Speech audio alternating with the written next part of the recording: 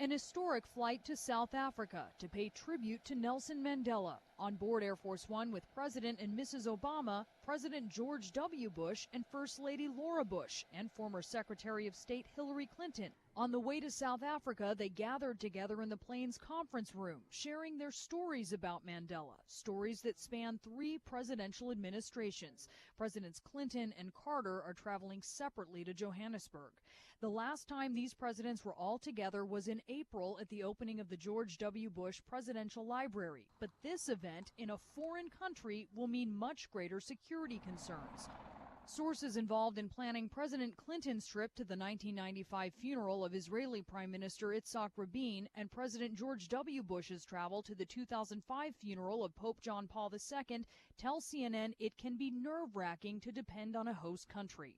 The United States Secret Service is charged with protecting the president, and they do a lot of planning, and they're very good at this.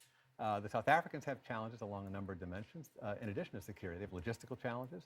Nelson Mandela's memorial service will take place in a soccer stadium that holds 90,000 people. More than 90 world leaders are expected to attend, and leaders of 6 nations will be among those speaking at the service, including President Obama, who was active in the anti-apartheid movement as a college student, attending and speaking at a rally.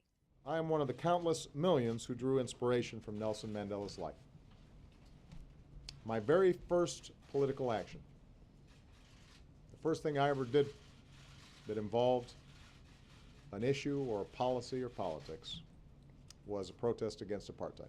Now, after the Obamas and the Bushes and Secretary Clinton exchanged stories about Nelson Mandela, we're told by a White House official President Obama and the First Lady went to their cabin. The Bushes took the medical office right behind the Obamas' cabin, and Secretary Clinton retired to the senior staff cabin. Brianna, Keilar, CNN, the White House.